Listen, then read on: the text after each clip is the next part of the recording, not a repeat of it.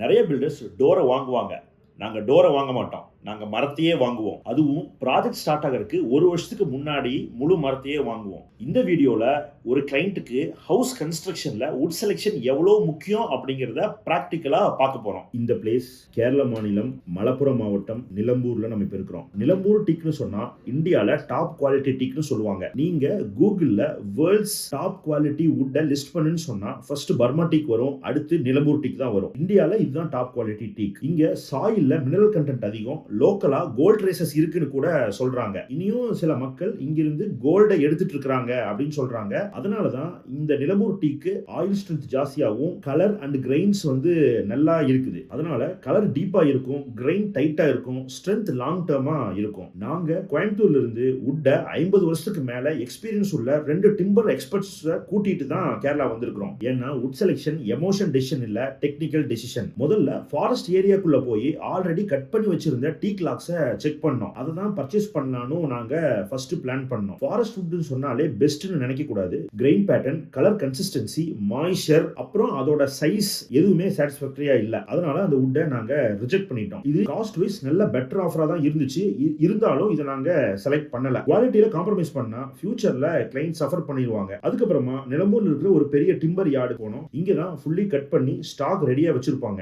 ஒவ்வொரு லாகையும் தனித்தனியா இன்ஸ்பெக்ட் பண்ணோம். ஒவ்வொரு இடத்துல ஒவ்வொரு மாதிரி லாட் பண்ணியிருந்தாங்க. ஒவ்வொரு லாக்லையும் கிரெயின் ஸ்ட்ரென்த் எப்படி இருக்கு, அதோட ஸ்ட்ரைட்னஸ் எப்படி, கலர், இதெல்லாம் செக் பண்ணோம். சில ஸ்டாக் சில வருடங்கள் ஆச்சு இங்க கொண்டு வச்சு, சிலது கொஞ்சம் ஃப்ரெஷ் ஸ்டாக்காவும் இருந்துச்சு. நம்ம ஓல்டு ஸ்டாக் எடுத்தோம்னா அது ஆல்ரெடி சீசனிங்கா இருக்கும். ஸோ அது நமக்கு கொஞ்சம் பெட்டரா கூட இருக்கலாம். ஸோ நாங்களும் ஃபுல்லா சுத்தி பார்த்து எந்த மரம் எடுக்கலாம், எது பிளாங்க்கு யூஸ்ஃபுல்லா இருக்கும், எது சைஸ், ஃப்ரேம்ஸ், டோர்ஸ், அப்புறம் விண்டோஸ்க்கு எது நமக்கு எடுத்தா கரெக்டா இருக்கும் அப்படிங்கறதெல்லாம் செக் பண்ணிட்டு நம்ம சில லாகை எடுக்கலாம்னு நம்ம முடிவு பண்ணிட்டோம். இப்ப வுட் பர்ச்சேஸ்ல பிக்கெஸ்ட் சீட்டிங் நடக்கிற இடம் இந்த சிஎஃப்டி கால்குலேஷன் தான். ஏன்னா நம்ம வுட்டை வெயிட் போட்டு எடுக்க போறது இல்ல. அது எவ்வளவு சிஎஃப்டி, அதாவது எவ்வளவு வால்யூம் இருக்குங்கிறத நம்ம செக் பண்ணி எடுக்கணும். முதல்ல லென்த் மெஷர் பண்ணுவாங்க, அதுக்கப்புறம் சென்டர்ல இருக்கிற சர்க்கம்ஃபரன்ஸை மெஷர் பண்ணுவாங்க. இதெல்லாம் வச்சு தான் கியூபிக் ஃபீட்டை கால்குலேட் பண்ணுவாங்க. ஒரு இண்டிவிஜுவல் ஹவுஸ் ஓனர் தனியா வந்தா பென்ஸ், அன்இவன் ஷேப், வேஸ்ட் போர்ஷன் எல்லாம் எதை எடுக்கணும் எதை எடுக்க கூடாதுன்னு தெரியாம டோட்டலா எல்லாத்துக்கும் மெஷர் பண்ணி மொத்தமா காஸ்டிங் பண்ணா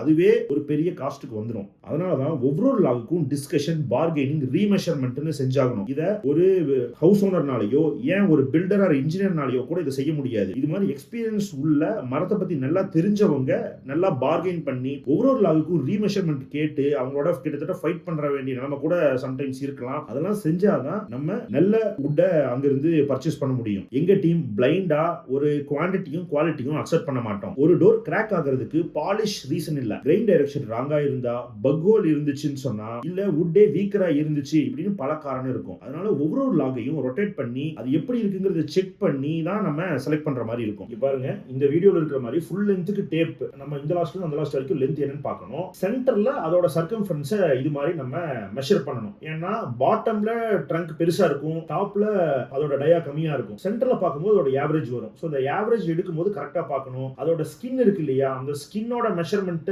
மைனஸ் பண்றாங்களா இல்லையாங்கிறத செக் பண்ணணும். ஃபர்ஸ்ட் ரேட் பேசும்போது இப்போ நம்ம பேசியிருக்கிறது அந்த ஸ்கின்னுக்கு 2 இன்ச்சஸ் மைனஸ் பண்ணி, அதாவது இப்போ 36 இன்ச்சஸ் வருதுன்னா நம்ம 34 இன்ச்சஸ் தான் மெஷர்மெண்ட் நம்ம எடுப்போம் அப்படிங்கிற மாதிரி நம்ம பேசி அக்ரி பண்ணி தான் இப்போ நம்ம இதை பர்ச்சேஸ் பண்ணிட்டு இருக்கோம். ஒவ்வொரு லாகையும் நம்ம செலக்ட் பண்ணதுக்கு அப்புறம் அந்த லாகுக்கு நம்மளோட சீரியல் நம்பர் போடுவாங்க. ஸோ இந்த லாக் தான் நம்ம எடுத்துருக்கோம் அப்படின்னு சொல்லி. ஸோ அதுல அந்த செலக்ட் பண்ண லாகை கொண்டு போய் தனியா ஒரு இடத்துல நம்ம மெஷர் பண்ணி ஃபைனலைஸ் பண்ணதுக்கு அப்புறம் தனியா லாட்டும் பண்ணி வச்சிருவாங்க. இதுக்கு எல்லாமே ஃபர்ஸ்ட் யானை வச்சு இருந்திருப்பாங்க. இப்போ நம்ம கிரேனை யூஸ் பண்ணி தான் செய்ய முடியும். லேபர்ஸ்னால இதெல்லாம் தூக்கி கொண்டு போய் வைக்க முடியாது. இப்போ வுட்டை செலக்ட் பண்ணும்போது டீக் வுட்ல இது மாதிரி பாட்டம்ல நல்லா ஷ்ரிங்க் ஆகி வந்திருக்கும். இப்போ இந்த பார்ட்டை நம்ம எடுத்தோம்னா இதை பிளாங்காவும் சைஸாவும் யூஸ் பண்ண முடியாது. இதுக்கு நம்ம மெஷர் பண்ணும்போது எவ்வளவு இதை நம்ம மைனஸ் பண்ணிட்டு மெஷர் பண்ணணும் அப்படிங்கிற ஐடியா நம்மளுக்கு இருக்கணும். பெண்டா இருந்துச்சுனாலும் சில பெண்டை யூஸ் பண்ண முடியும், சில பெண்டை யூஸ் பண்ண முடியாது. அப்போ அதை நம்ம ரிஜெக்ட் பண்ணணும், இல்ல மெஷர்மெண்ட்ல மைனஸ் பண்ணிட்டு நம்ம செலக்ட் பண்ணணும். நான் முன்னே சொன்ன மாதிரி ஒவ்வொரு லாகுக்கும் இது பிளாங்க்குக்காகவும் சைஸுக்காகவும் தான் பார்த்து எடுப்போம். அந்த லாக்ல என்ன பிரச்சனை வருது, அதை சென்டரை எந்த இடத்துல மெஷர் பண்ணணும். சம்டைம்ஸ் சென்டர் மட்டும் பல்கியா இருக்கும், அப்ப அந்த இடத்துல மெஷர் பண்ணாம இதை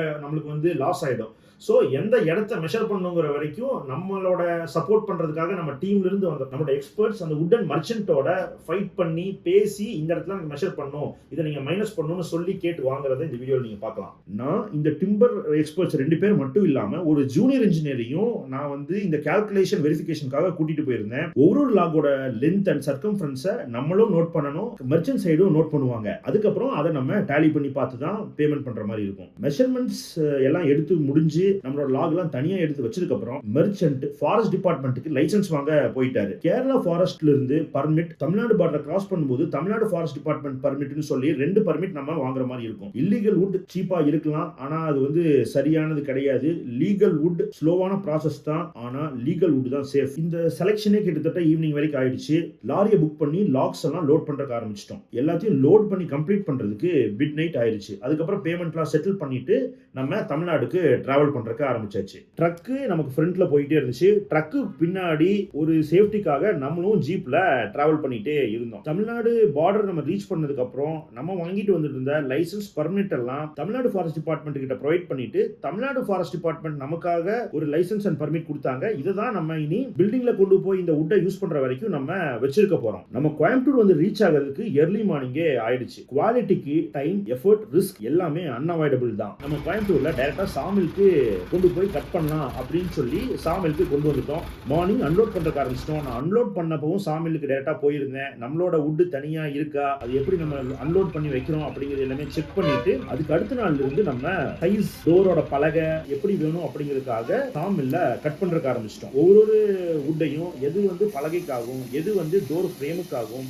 எது விண்டோ தட்டிக்காகும் அப்படிங்கிற மாதிரி எல்லாம் தனித்தனியா பிரிச்சு கட்டிங் பண்றதுக்கு ஆரம்பிச்சிட்டோம். ஒவ்வொரு நாள் கட் பண்றதையும் அன்னைக்கு ஈவினிங்கே சாமில்ல இருந்து நம்மளோட கார்பென்ட்ரி ஒர்க் ஷாப்புக்கு எடுத்துட்டு வந்துட்டோம். ஏன்னா அங்க ஸ்டாக் பண்ணா திடீர்னு மரம் மாறிடலாம். ஸோ அது மாதிரி வேற எந்த ஒரு இவ்வளவு ரிஸ்க் எடுத்து நம்ம கேரளால போய் பர்ச்சேஸ் பண்ணிட்டு இருந்த வுட் வந்து நம்ம மிஸ் பண்ணிடக்கூடாது அப்படிங்கிறதுக்காக இம்பார்ட்டன்ஸ் கொடுத்து ஒன்னொன்னே நம்ம பட்டறைக்கு கொண்டு வந்து சீசனிங்காக பக்காவா நம்ம லாட் போட்டு வச்சிருக்கிறோம். இது ஏர் ட்ரையிங்ல சீசனிங் ஆக போகுது. ஸோ கிட்டத்தட்ட ஒரு 6 months ஏர் ட்ரையிங்லேயே சீசனிங் ஆச்சுன்னா இதுக்கப்புறம் இந்த வுட்டை நம்ம ஃப்ரேமாவும் டோராவும் யூஸ் பண்ணும்போது இது வந்து கிராக் விடாது, ஷ்ரிங்கேஜ் நடக்காது. இந்த வுட் இமீடியட் ப்ராஜெக்ட் இல்ல, 2026ல கமிட் ஆக போற ப்ராஜெக்ட்ஸ்க்காக. வுட்டுக்கு சீசனிங் டைம் ரொம்ப முக்கியம். ஃப்ரெஷ் வுட்டை இமீடியட்லி யூஸ் பண்ணா ஷ்ரிங்கேஜ், கிராக், வார்ப் எல்லாமே வரும். அதனால தான் ஒரு வருஷம் முன்னாடியே பர்ச்சேஸ் பண்ணி ஏர் ட்ரை சீசனிங் பண்றோம். கிளைண்ட் பே பண்றதுக்கு முன்னாடியே, சொல்ல போனா அந்த கிளைண்ட் யாருன்னு எங்களுக்கு தெரியறதுக்கு முன்னாடியே நாங்க அந்த பில்டிங்காக, அந்த கிளைண்ட்காக இன்வெஸ்ட் பண்றோம். நிறைய பில்டர்ஸ் ரெடிமேட் ஃப்ரேம்ஸ், டோர்ஸ்